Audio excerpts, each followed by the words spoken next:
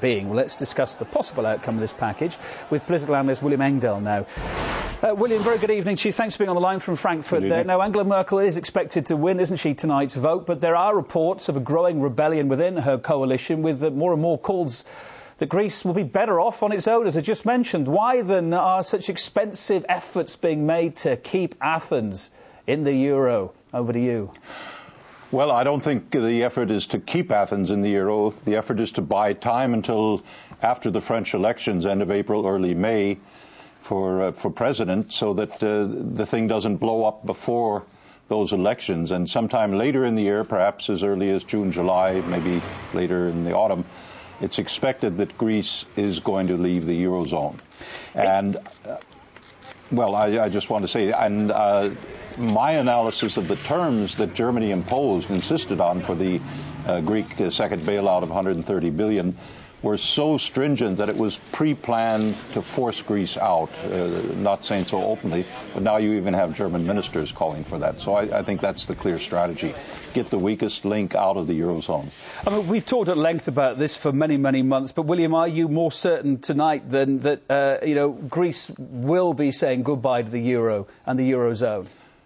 I don't see there's any way that Greece can sustain the conditions that the IMF and the EU have imposed for taking the additional 130 and doing the debt, bringing the debt to GDP down to 120.5% by 2020. It's just not sustainable. The austerity cuts on government workers, the layoffs, the cuts of pensions, the lowering of the economic growth rate to, well, it's now -7 in 2011.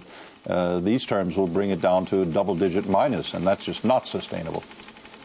Angela Merkel said that Greece's exit would contribute to a potential failure of the euro, and if that happens, the EU itself would be doomed. Do you agree with that? Well, I think she's playing politics with this. I think privately she knows very well that Greece has got to be pushed out.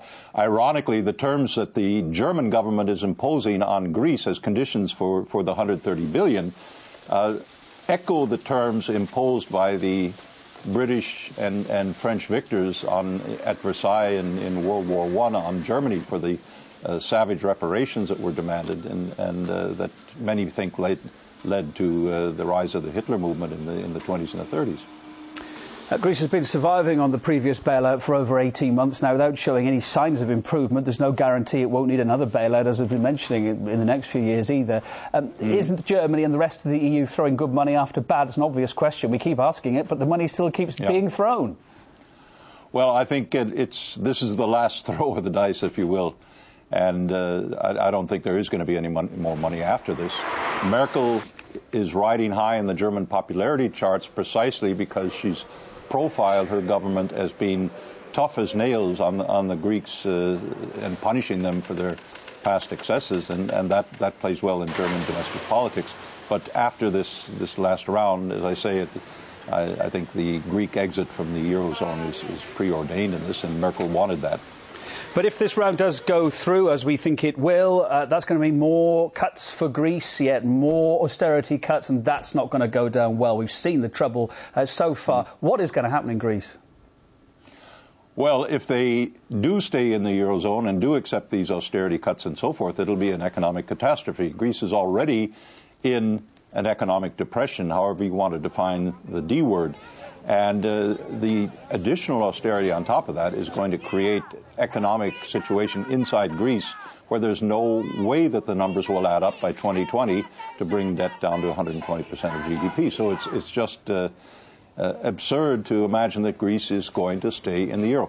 The loss of Greece to the eurozone at this point would not be a dramatic event for financial markets. It's already been largely pre-discounted. Moody's rating agency doesn't believe this thing is going to stick, and all serious money is betting that Greece will exit, and in the end that would leave the remaining eurozone countries somewhat more stable than they are right now with Greece in.